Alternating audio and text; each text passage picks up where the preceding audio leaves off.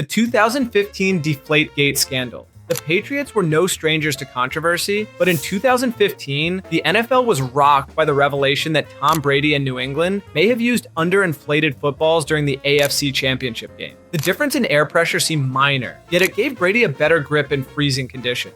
When the Colts raised concerns, the league launched a full-blown investigation. Brady's texts and destroyed phone fueled speculation that he had something to hide. Critics accused the NFL of exaggerating, while others argued it was undeniable cheating. Commissioner Roger Goodell handed down a 4-game suspension, sparking endless appeals and debates. Brady fought back, denying intentional wrongdoing, but the image of the Patriots as serial rule benders stuck. The controversy dominated headlines for over a year, and even years later, rival fans still point to Deflategate as proof of systemic manipulation. And the timing couldn't have been worse, because it resurrected every past accusation against the franchise, especially Spygate. The saga wasn't just about air pressure, it was about credibility. But that wasn't the only time draft manipulation exposed how much influence star power truly carried. The 1983 John Elway draft manipulation. The NFL draft is supposed to reward bad teams with top prospects, but in 1983, John Elway flipped the script. Drafted first overall by the Baltimore Colts, Elway flat out refused to play for them, threatening to pursue baseball with the Yankees instead. Behind the scenes, Elway's father advised him never to join a struggling franchise without stability, and powerful allies in Denver worked back channels to engineer a trade. Eventually, the Colts caved, sending Elway to the Broncos in one of the most lopsided deals in history. Fans saw it as proof that elite players could force outcomes, even in the rigid NFL system. For decades, whispers persisted that the league quietly supported the move, knowing the Colts were unstable and wanting their prized quarterback in a bigger market. The Broncos gained a Hall of Fame legend, while Baltimore spiraled into further decline until the franchise eventually relocated. The controversy became the blueprint for future player power moves. But the Elway standoff wasn't the only time corporate power intersected with the league. Sponsorships and branding would soon blur the lines even further. Nike's quiet influence on NFL uniform rules. When Nike took over the NFL's uniform deal in 2012, players expected more freedom of expression. Instead, fines skyrocketed for violations, especially custom cleats or unapproved colors. On the surface, it looked like the league cracking down on individuality, but insiders revealed Nike was pulling strings behind the curtain. By controlling what could and couldn't be worn, Nike created scarcity and hype. When Odell Beckham Jr. wore his flashy, fine cleats, the stories only boosted Nike's cultural footprint. Players became walking billboards, sometimes fined thousands, while Nike capitalized on the rebellion image. The league claimed it was enforcing order, yet leaked memos suggested certain exceptions were quietly overlooked if it benefited Nike's brand. Fans realized it wasn't just about uniforms, it was about money. And while the NBA had its banned Jordan ones, the NFL quietly perfected its own model of turning punishment into publicity. But the manipulation of rules didn't stop with uniforms. Just a few years earlier, an infamous coin toss had fans convinced outcomes weren't always as random as they seemed. The 1979 coin toss controversy. Before the NFL draft lottery era, tiebreakers for draft position sometimes came down to coin flips. In 1979, one such toss between the Cowboys and the 49ers determined who would land the prize first pick. The story seemed straightforward until rumors emerged that the process wasn't as pure as advertised. Whispers suggested the coin may have been influenced to help Dallas, a marquee franchise the league wanted at the top. Some witnesses even claimed the flip was conducted behind closed doors without independent oversight, fueling suspicions of manipulation. The Cowboys ultimately secured draft advantages that helped them maintain their dynasty window, while the 49ers, ironically, later built one of their own. Conspiracy theorists argue the incident exposed how much power the NFL had in shaping narratives, even if the evidence was circumstantial, and the timing made it all the more suspicious. Dallas was the league's biggest draw, and the NFL couldn't afford to see them slip. But manipulation wasn't just about draft order, because a future Hall of Fame quarterback would soon find his trade blocked under mysterious circumstances. The 2008 Brett Favre trade block. When Brett Favre came out of retirement in 2008, the Green Bay Packers had already moved on to Aaron Rodgers. The legendary quarterback demanded a trade, and the team shopped him aggressively. But when the Jets struck a deal, whispers emerged that the NFL had quietly discouraged Green Bay from sending Favre to Minnesota. The Vikings were desperate for a quarterback, but reports claimed Commissioner Roger Goodell and league officials intervened, fearing competitive imbalance if Favre immediately boosted a division rival. Favre ended up in New York. But 1 year later, he joined Minnesota anyway and nearly carried them to a Super Bowl. Many fans believe the league intentionally steered Favre away at first, protecting balance and TV ratings. The move wasn't unprecedented. NBA Commissioner David Stern vetoed the Chris Paul trade, but in the NFL, official interference was rarely admitted. For critics, it became proof the league could step in whenever it suited their interests. And if that felt like manipulation, what came next hinted at something even bigger: the idea that entire legacies might be quietly protected by the league itself,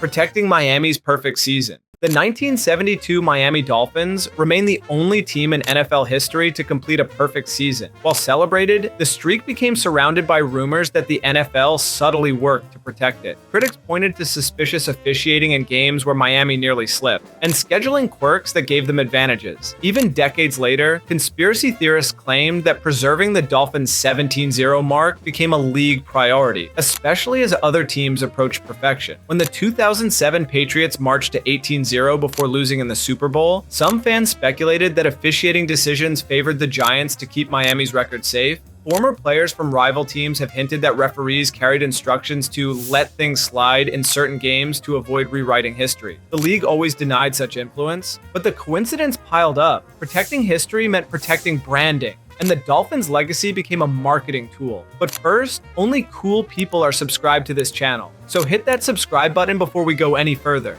And the league's grip on narratives only grew stronger when violence threatened its public image years later. The 1985 Bears and NFL image control. The Chicago Bears dominated football in 1985, steamrolling opponents with their fearsome defense and swagger. But while the team became cultural icons with the Super Bowl shuffle, behind the scenes, the NFL worried about how much chaos came with the success. Stories surfaced about wild partying, locker room fights, and off-field controversies. Instead of letting those define the era, league officials worked overtime to polish the Bears' image. They pushed the fun-loving, charismatic side of Walter Payton and Mike Singletary, while quietly suppressing reports that painted the team as undisciplined. The shuffle video itself became a tool to soften their image, making the team look playful instead of reckless. Former insiders suggested the NFL downplayed issues that might have embarrassed the league, especially during a time when the sport was expanding into mainstream pop culture. What mattered most wasn't the reality, but how the league wanted the team remembered. Chicago became legends, while the rougher truths faded away. But scandals weren't just limited to controlling narratives about players.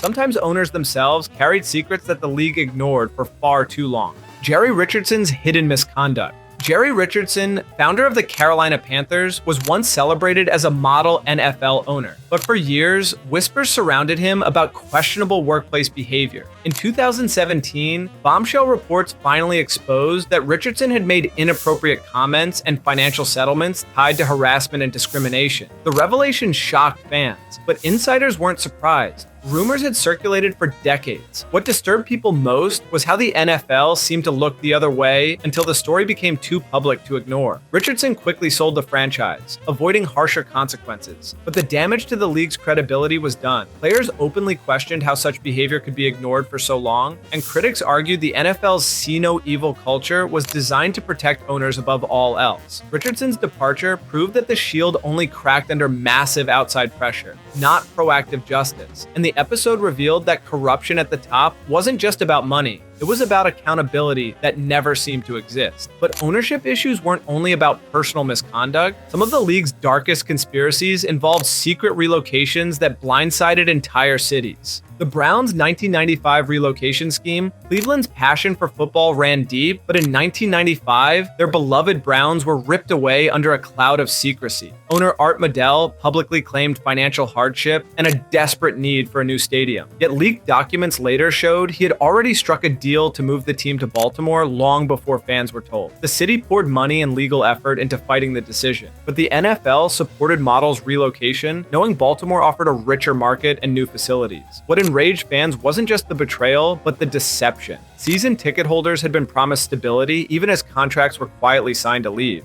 The outrage became so intense that the NFL eventually promised Cleveland a replacement franchise, leading to the Browns' rebirth in 1999. But the scars never fully healed. To many, it proved the NFL valued expansion and money over tradition and loyalty, and the worst part, the entire scheme had been carefully orchestrated behind closed doors. But even superstars weren't immune from sudden disappearances when the league felt its image needed protecting. Barry Sanders' sudden retirement deal. In 1999, Barry Sanders, one of the greatest running backs ever, shocked the world by retiring suddenly at just 30 years old. Officially, Sanders cited exhaustion with losing seasons in Detroit, but many believe there was more to the story. Rumors swirled that Sanders clashed with the Lions front office, and insiders hinted the NFL quietly encouraged a smooth, controversy-free exit. The timing was suspicious. Sanders was only 1,500 yards away from breaking Walter Payton's all-time rushing record. Conspiracy theorists claim the league wanted to protect Payton's legacy, one of the most beloved figures in football. Others believe the Lions and NFL worked together to avoid Sanders forcing a messy trade. The retirement letter he faxed to his hometown paper looked too clean, fueling speculation about hidden deals. When Sanders later admitted he felt trapped by the organization, fans connected the dots. It wasn't just fatigue. Something larger seemed at play, shaping when and how he left the game, and Sanders' exit wasn't the only time the NFL controlled young stars' careers. A new draft rule soon changed everything for incoming players.